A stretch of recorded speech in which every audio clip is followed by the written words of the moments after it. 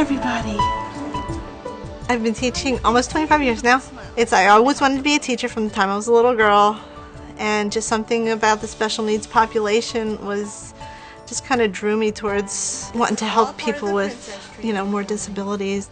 Terri Thompson's students are aged 13 to 19. None of them can speak or walk. Several have seizure disorders. All need assistive devices and repositioning throughout the day.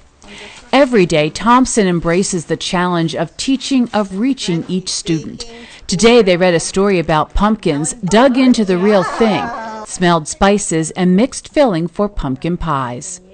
We go from one activity to the next. My kids call the shots. If they're tired, if they had seizures, if they're just having a particularly bad day, then we might not get as much accomplished. If they're having a really great day, then we might get more accomplished. Good morning, everybody. What do you think of the weather outside today? It's raining. It's not such a nice day out, is it? For some of them, just sitting in the chair for half hour initially was very hard for them. So now they can sit that half hour. Now can they sit for the half hour and do something? So that's like the subjective way of how we gauge, are they able to tolerate all of that? The Piscataway Regional Day School serves more than 40 districts in 7 central New Jersey counties. Thompson's students are among the most medically fragile. Terri sees beyond the equipment, beyond the physical challenges of the student, to the soul of the individual, and she sees the potential for each of her students to grow and develop and become more independent, and she works toward those goals all the time. Terri has been able to pick up on Carly with her special needs as far as what she can push her to do and what she cannot push her to do.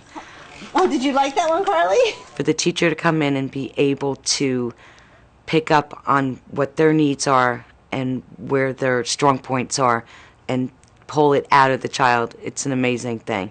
Thompson works with a team of specialists, an occupational therapist, a speech-language pathologist, a physical therapist, several aides, and for Carly, a licensed practical nurse. If she has a seizure or if she needs to be suctioned because she has a tracheostomy, I'll be able to do that and suction her and keep her airway safe.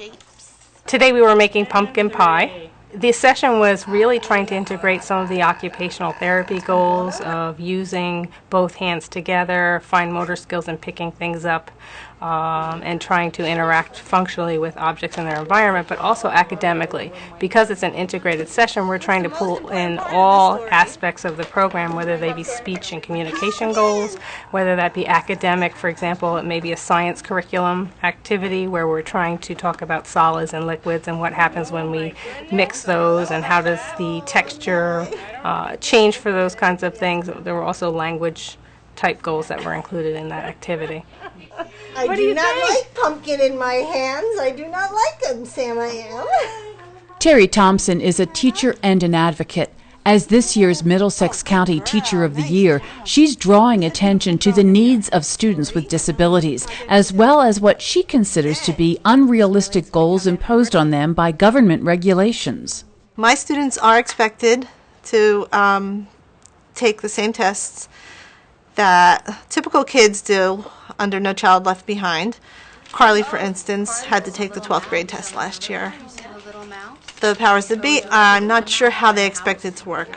The students are expected to learn the 12th grade math, learn the 12th grade language arts, 8th grade science, and they're expected to pass with proficiency. And in a couple years from now, when it's all computerized, it's going to be very interesting. And we're talking about students who have very little use of their hands and their body and everything to go on a computer to take a test.